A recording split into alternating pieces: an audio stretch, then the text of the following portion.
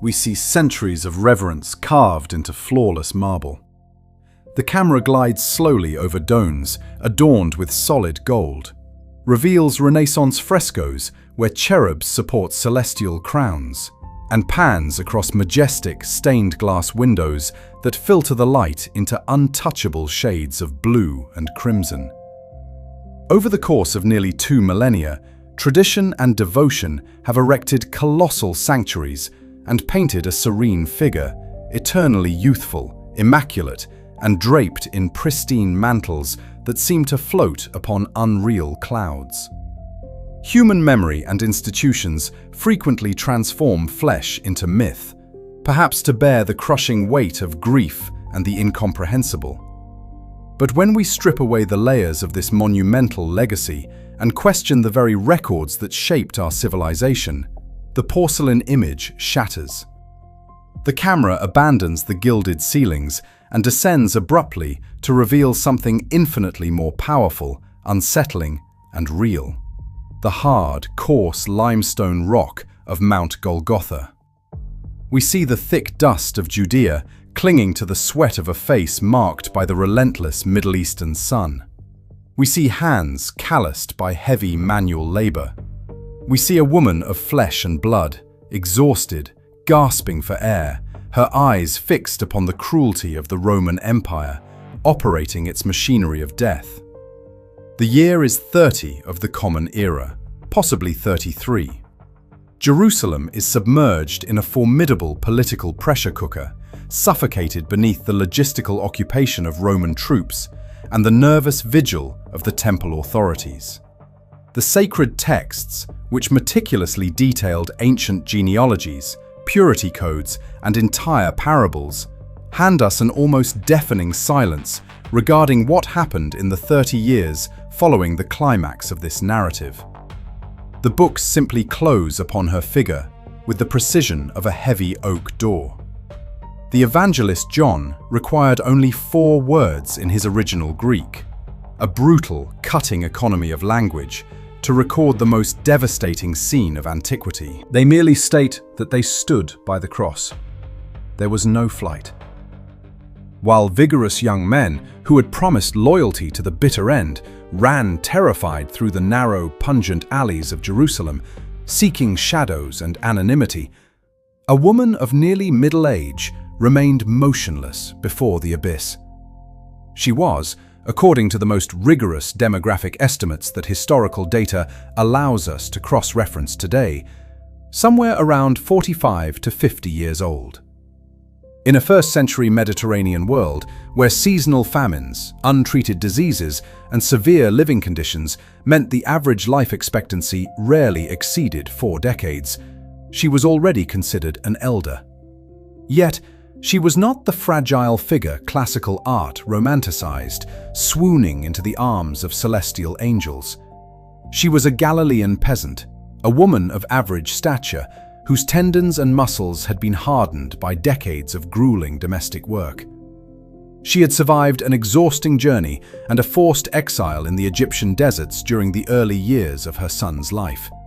She endured, day after day, the relentless and silent scrutiny of Nazareth, a tiny agricultural settlement of no more than 500 souls, where absolutely nothing remained hidden, and the origins of her early pregnancy were never entirely forgotten by the neighborhood. The observational lens of our investigation refuses the illusory comfort of myth to ask directly, what does it mean to be the physical receptacle of the divine promise, only to watch that fulfillment be nailed to rough wood by 6-inch forged iron spikes? In the dense, suffocating silence of that specific afternoon on the outskirts of Jerusalem, the air smelled of iron, dust, sweat, and splintered wood. She heard the harsh friction of her firstborn son's suffocated breathing, fighting against gravity to draw oxygen. She heard the unmistakable metallic clinking of the legionaries' scale armor and the disturbing buzz of insects drawn to the open wounds. And even in the face of unprecedented psychological and physical terror, she stayed. This is not the mystical account of an untouchable deity. It is the historical, anthropological and brutal record of the 30 forgotten years. These are decades methodically erased by official chroniclers, overshadowed by the thunder of Paul's journeys and the letters to the churches, yet which are deeply embedded in the foundation of Western humanity's very existence. While the narrative focus of the world turned to the synagogues of the diaspora and the marble of Rome, the woman who was the first to say yes to something the universe could not contain kept breathing, sweeping the dirt floors, weaving tunics, aging, and above all, remembering. As the sole eyewitness who traversed the entire timeline, she guarded untransferable mental archives. Where was she when persecution engulfed the city and Stephen was stoned outside the walls? How did she survive her own memory? The answer demands that we look to the dust, not the stars.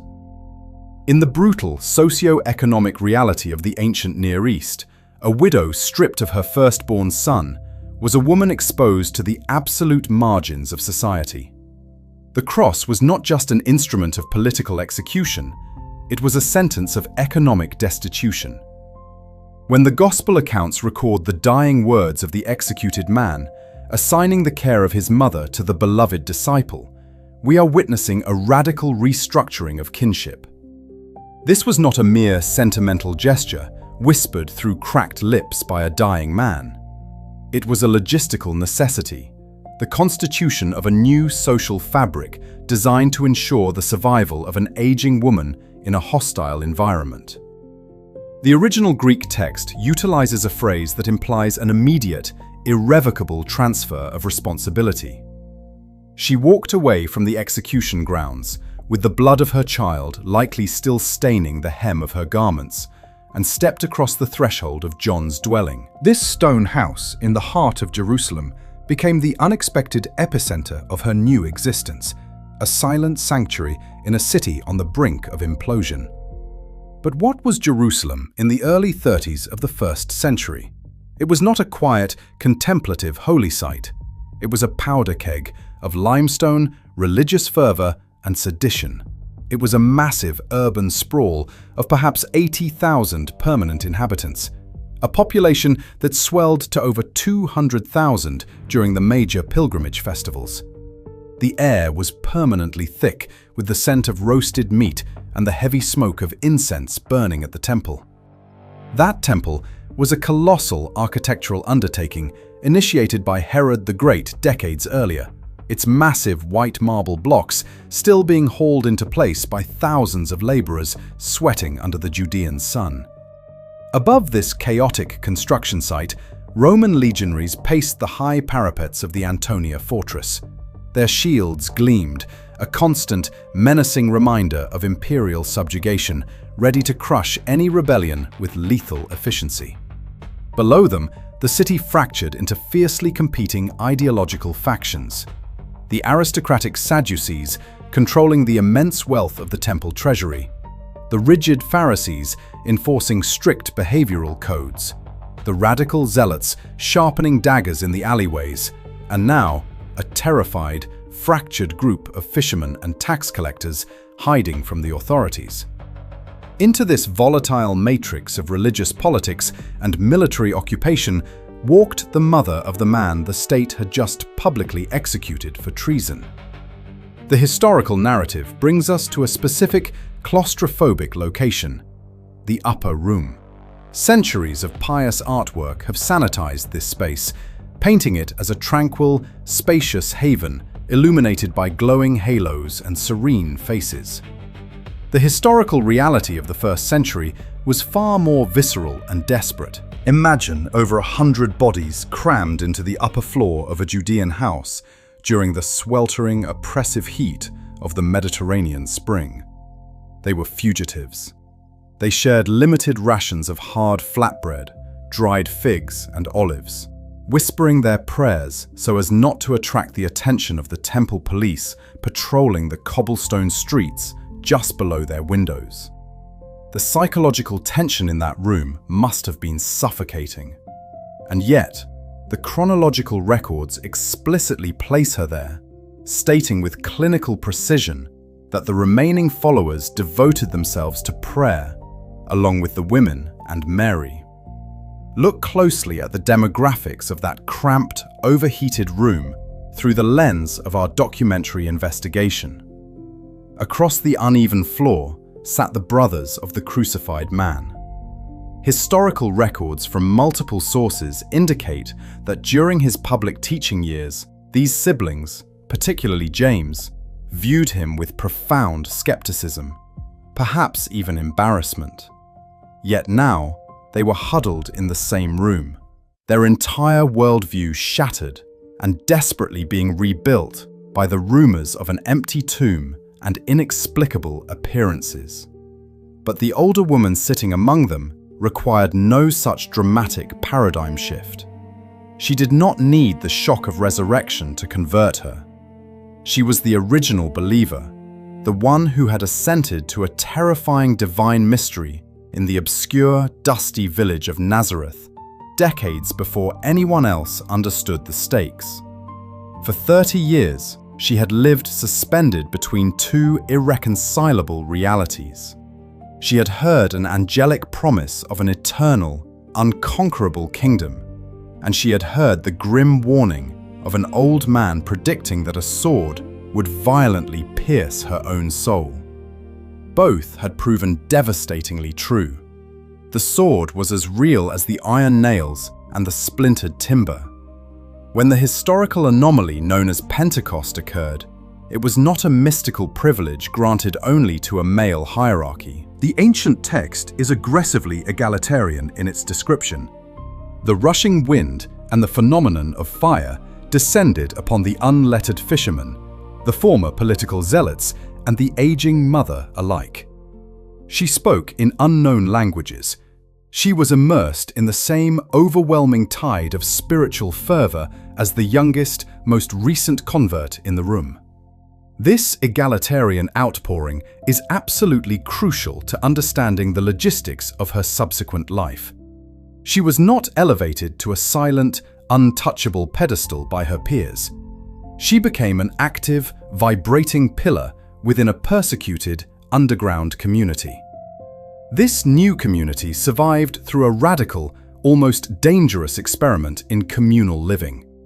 Believers liquidated their ancestral lands and pooled their assets to ensure no widow or orphan starved.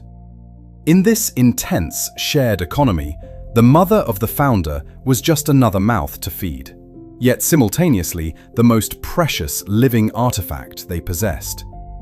The men who now led this rapidly expanding movement knew the adult rabbi who challenged authorities and healed the sick. But they did not know the boy. They did not know the silent years in the carpenter's workshop. They did not possess the memory of the hurried flight across the desert sands to Egypt, hiding from assassins in the dead of night. She was the sole custodian of the origin story. Every time the nascent church needed to understand the roots of the one they now worshipped, they had to sit on a dirt floor beside an aging Galilean woman and listen to her voice. She was the living bridge between the ancient prophecies of the Hebrew scriptures and the radical new reality that was about to explode across the entire Roman Empire. The physical reality of survival in first-century Jerusalem was an exhausting, relentless cycle governed by the movement of the sun and the harsh demands of the Judean climate. To understand the woman who anchored the nascent Christian community, we must first discard the ethereal depictions of her sitting in quiet meditation, hands folded in perpetual prayer. The true historical landscape demands that we look at the coarse basalt grinding stones. Long before the morning sun crested the Mount of Olives, the rhythmic, grating sound of stone-crushing wheat echoed through the cramped courtyards of the lower city. The fine flour dust coated her aging forearms and settled into the deep lines of a face that had witnessed the extremes of human cruelty and divine intervention. Preparing meals for a community operating under a clandestine, shared economy required immense physical stamina. She carried heavy clay jars to the public cisterns, the rough handles wearing calluses into her palms. She wove garments from raw wool, her fingers working the loom with the practiced efficiency of a woman who had spent decades managing a modest peasant household in Galilee. This was not a life suspended in theological abstraction. It was a life deeply embedded in the dirt, the sweat, and the immediate material needs of a persecuted underground movement. Yet, within the confines of this grueling daily routine, an invisible, monumental process was taking place. The early community was expanding rapidly, drawing in hundreds, then thousands of adherents who had never seen the rabbi from Nazareth. They possessed the explosive fervor of Pentecost and the terrifying courage required to face the temple guards. But they lacked the origin story. They did not have the context. As the apostles preached in the temple courts and the new believers broke bread in private homes, a desperate hunger for the narrative emerged. They needed to know who he was before the miracles, before the crowds, before the cross. In this critical vacuum of information, the mother became the living archive. The Greek term used later by the physician Luke to describe her mental state translates to the act of carefully preserving and pondering. She was not merely remembering, she was curating the foundational documents of a new civilization within the confines of her own mind. Consider the logistical mechanics of how the early Gospels were formulated. Decades later, when educated men set out to compile orderly accounts of these events, they relied on eyewitness testimony. When an investigator sat across from her, perhaps by the flickering, smoky light of a small olive oil lamp, the dynamic was extraordinary. He held a reed pen and a sheet of expensive papyrus. She held the unwritten history of the universe. How else could the meticulous details of the infancy narrative survive? The specific dialogue with the angelic messenger, the hurried journey into the hill country of Judea, the desperate search for lodging in overcrowded Bethlehem, the harsh smell of the animal stalls, the rough texture of the feeding trough used as a cradle. These were not public events recorded by Roman census takers. They were intensely private, hidden moments that existed solely within her neurological pathways. When she recounted these events, translating the raw emotion of her Aramaic memories into the structured narrative that would eventually be written in Greek, she was literally dictating the first chapters of the New Testament. Furthermore, her role as the ultimate source shatters the misconception of a simple, uneducated peasant girl overwhelmed by supernatural events. The historical record reveals a fierce, sophisticated intellect formed by deep immersion in the Hebrew scriptures. When the text records her song of praise, often called the Magnificat, uttered during her pregnancy, it exposes a mind thoroughly saturated with the ancient prophets and the Psalms. This was not a spontaneous, emotional outburst. It was a highly structured, theological mosaic, brilliantly interweaving elements from the ancient prayer of Hannah in the first book of Samuel, with revolutionary declarations about the overturning of social hierarchies. She declared that the powerful would be cast down from their thrones, and the starving would be filled. She knew the Torah. She had memorized the oral traditions. She possessed the intellectual capacity to interpret her own unprecedented physical condition through the complex lens of Israelite theology. The woman grinding grain in the Jerusalem courtyard was a profound theologian in her own right, quietly synthesizing the ancient past with the radical present. This intellectual and spiritual depth became the anchor for one of the most fascinating psychological dynamics in the entire biblical record. Living in close proximity to her in those volatile years in Jerusalem was a man named James. He was her son, the brother of the crucified man. The historical evidence, corroborated by both biblical texts and the Jewish historian Josephus, paints a stark picture of James during the early years. He had been a skeptic. He had not followed his brother during the public ministry, remaining in Nazareth, likely viewing the itinerant preaching as a dangerous, shameful spectacle that brought unwanted attention to their family.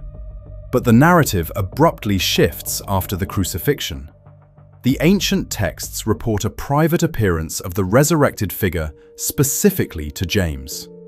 Following this event, James did not just join the movement. He became the formidable, uncompromising leader of the Jerusalem church. We must visualize the emotional weight of this transformation through the eyes of the mother. She watched her skeptical son evolve into a pillar of the community, a man whose devotion was so absolute that ancient chroniclers noted his knees had developed thick, hardened calluses, resembling those of a camel, from spending countless hours kneeling on the rough limestone paving of the temple, pleading for the forgiveness of the people. James the Just navigated the treacherous political waters of the city, dealing with hostile high priests and suspicious Roman prefects, constantly putting his own life at risk to protect the followers of his brother. For the mother, witnessing this metamorphosis must have been a profoundly complex experience, a mixture of immense pride and renewed, paralyzing terror. She had already stood beneath one cross. Now she watched another son painting a target on his own back by leading the very movement that the authorities were determined to eradicate. As the years advanced from the 30s into the 40s of the first century, the tension in Jerusalem escalated from sporadic violence to systematic persecution. The execution of Stephen triggered a shockwave that scattered thousands of believers across Judea and Samaria. Yet the core leadership, including the apostles and the mother, chose to remain in the epicenter of the danger. They stayed in the city that killed the prophets. In the house of John, listening to the footsteps of Roman patrols echoing in the streets outside, she lived in a perpetual state of siege. She became a symbol of immovability. While younger men were sent out across the Mediterranean basin, establishing beachheads in Antioch, Corinth, and Rome, she held the ground in the city of stone. Her very presence in Jerusalem served as a tangible, living tether to the physical reality of the Incarnation. She was the irrefutable proof that the story the missionaries were spreading across the empire was not a clever philosophical myth invented by Hellenistic thinkers, but a reality grounded in blood, birth, and history. Her aging body, carrying the scars of a harsh life and the invisible wounds of a survivor, was the ultimate, unassailable testimony. The preservation of the Jesus narrative during those initial decades was not a decentralized, organic process left to chance. It was highly regulated, centered in Jerusalem, and anchored by a very specific group of eyewitnesses. In a predominantly oral culture, memorization was a rigorous discipline. The words and actions of a rabbi were considered sacred texts to be preserved verbatim.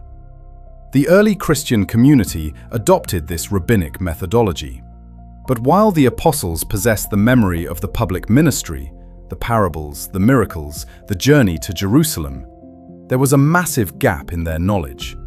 They knew nothing of the Incarnation, the Nativity, or the hidden years in Nazareth. The mother was the only authorized transmitter of this critical data. When the Apostle Paul, a highly educated Pharisee who initially persecuted the movement, visited Jerusalem a few years after his conversion, he spent 15 days with Peter and James.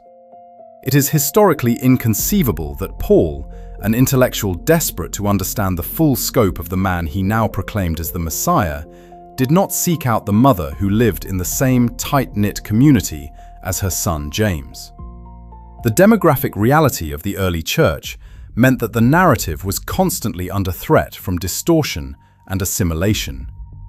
As the message spread to Antioch, Ephesus, Corinth, and Rome, it encountered a chaotic marketplace of Hellenistic philosophies and mystery religions. The temptation to spiritualize the story, to transform Jesus into a pure, disembodied divine spirit, completely detached from human history, was immense. This is precisely where the physical existence of the mother served as the ultimate theological anchor. Her aging body, her graying hair, the very fact that she occupied physical space in a house in Jerusalem, or later in Ephesus, was a formidable bulwark against heresy. You cannot claim that the Son was a phantom or an illusion when you can sit across the table and share bread with the woman who gave birth to him. Her biological reality guaranteed the historical reality of the Incarnation. As the years advanced toward the late 50s and early 60s, the political situation in Judea deteriorated into open rebellion. The tension between the Jewish populace and the Roman occupation forces became unsustainable. The historian Josephus details the rise of the Sicarii, assassins who mingled in crowds during festivals to murder collaborators with hidden daggers. The temple priesthood became increasingly corrupt and desperate to maintain control.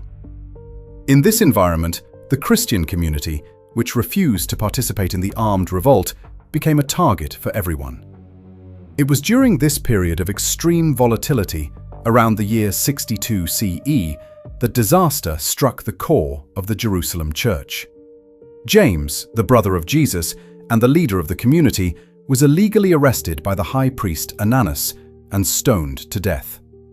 For the mother, now a woman in her late 70s, an age considered miraculous in the ancient world, this event was a catastrophic repetition of history. Once again, a son was executed by the religious authorities.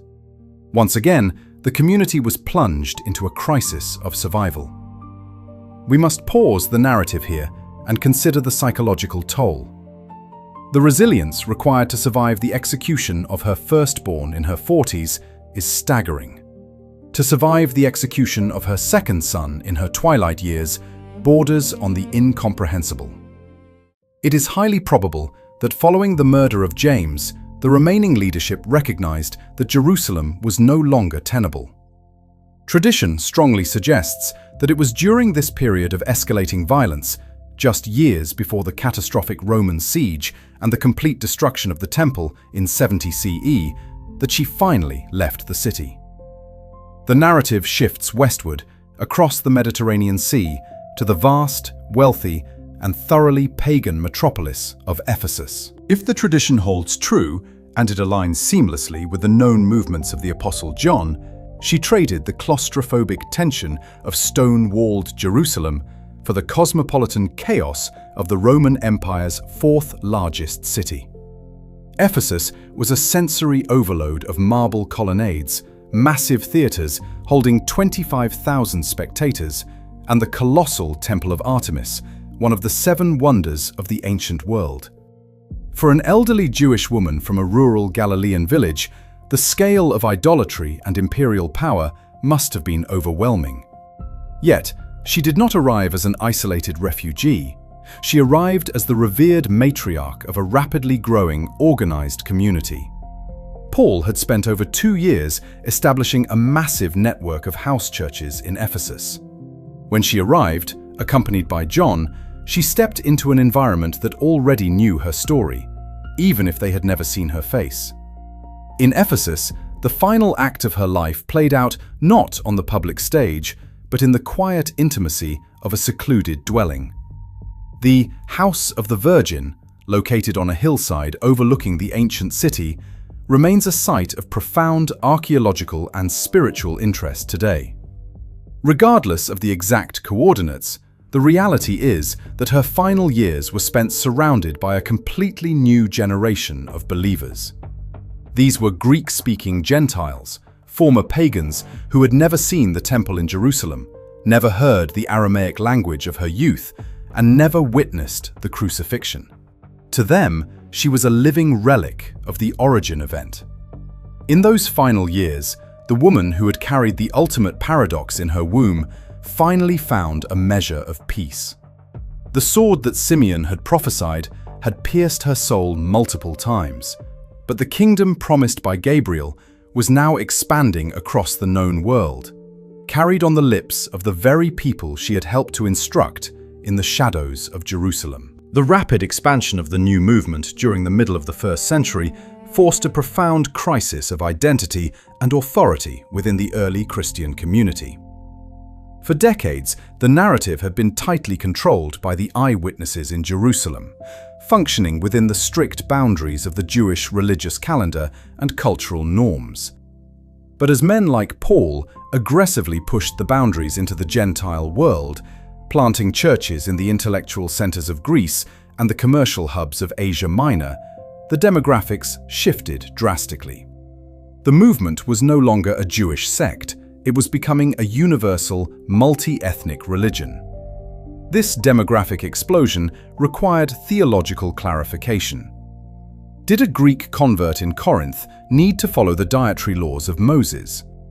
Did a Roman soldier need to be circumcised? These questions tore at the fabric of the community, culminating in the monumental Council of Jerusalem around 50 CE. While the Book of Acts meticulously records the theological debates between Paul, Peter, and James during this council, it remains characteristically silent on the perspective of the mother. Yet we must apply our historical lens to her position during this paradigm shift. She was a woman whose entire existence had been defined by the Torah, a woman who had faithfully presented her firstborn in the temple according to the law of Moses. Now, the movement her son initiated was dismantling those very boundaries, welcoming the uncircumcised and declaring the old purity codes obsolete. This was not a minor administrative adjustment. It was a radical dismantling of the cultural identity she had known since childhood in Galilee. The psychological flexibility required to embrace this new, borderless reality must have been immense. It is in this context that her title, Mother of Believers, takes on a profound historical dimension. She was the bridge not just between the Old and New Covenants, but between the insular world of 1st century Judea and the expansive reality of the Roman Empire. The letters of Paul, written during the 50s and early 60s, reflect a community wrestling with this rapid expansion. Paul's epistles are filled with urgent theological arguments, moral instructions, and desperate pleas for unity among fractured congregations. However, it is the gospel narratives, written later, primarily after the destruction of Jerusalem in 70 CE, that reveal the enduring foundational importance of the mother's memory. When Mark, writing for a Roman audience, constructs his fast-paced narrative, he focuses almost exclusively on the public ministry and the Passion. But when Matthew and Luke construct their accounts, they recognize a critical deficiency. They understood that the church could not survive indefinitely without a definitive record of its origins. They needed the infancy narratives, not just as biographical details, but as theological bulwarks against the creeping influence of Gnosticism, which sought to deny the physical reality of the Incarnation. Luke's reliance on her memory is particularly striking. As a physician and a meticulous historian, Luke states in his prologue that he carefully investigated everything from the beginning, relying on those who, from the first, were eyewitnesses. The first 2 chapters of his Gospel are saturated with a unique, intimate perspective that could only have originated from one source. When Luke records the Song of Mary, the presentation in the temple, and the desperate search for the 12-year-old boy in Jerusalem, he is not inventing theological fiction. He is transcribing the curated memories of a woman who had spent decades pondering these events in her heart. By the time these words were finally committed to papyrus, she may have already passed from the historical stage. Yet her memory became the bedrock text, the definitive origin story that anchored the rapidly expanding church to the physical, historical reality of 1st century Judea. Ultimately, the historical record regarding the end of her life fades into the silence of tradition. The New Testament offers no account of her death, no description of a funeral, no coordinates for a tomb. This silence is often frustrating for the modern historian but it is profoundly consistent with the nature of her life. She was the vessel, the witness, and the memory, but she consistently pointed away from herself. Whether she closed her eyes for the final time in the tense, besieged city of Jerusalem, or in the bustling, cosmopolitan environment of Ephesus, she did so surrounded by a community she had helped to forge. Her legacy is not defined by monuments or written treatises, but by the very survival of the narrative itself. In a world defined by the brutal exercise of imperial power and the rigid hierarchies of religious institutions, the continuity of the Christian story depended on the quiet, unyielding resilience of a Galilean peasant woman. She navigated the crushing weight of public execution, the volatile politics of occupied Jerusalem, and the monumental theological shifts of the early church, armed with nothing but her faith and her memory. She was the living link between the dusty streets of Nazareth and the global expansion of a new faith. The 30 forgotten years were not a period of passive retirement. They were the crucial crucible in which the foundation of the New Testament was forged, secured by the unshakable testimony of the one who had been there from the very beginning. The history of those 30 forgotten years is not merely an antiquarian curiosity, it is a mirror. It reflects the terrifying reality of what it means to continue believing when the visible history seems to have ended, when the miracle has passed, and what remains is ordinary life with all its grinding complexity. For anyone standing in the ruins of their own expectations, her life offers a profound blueprint. She proves that faith is not just the adrenaline of the extraordinary event, but the long, arduous fidelity of common days. It is the prayer no one sees, the silent presence that sustains others without seeking recognition, the memory guarded in the heart that becomes nourishment for a community exactly when it is most desperate. If the narrative began with her quiet ascent, and if the early church was anchored by her resilience in the upper room, then her story is not a closed chapter locked away in the 1st century. It remains an open call to every individual navigating the dark, silent spaces of their own journey, waiting and working in the heavy hours before the dawn. The true legacy of the Mother is the enduring power of the dust-covered, everyday devotion that outlasts empires.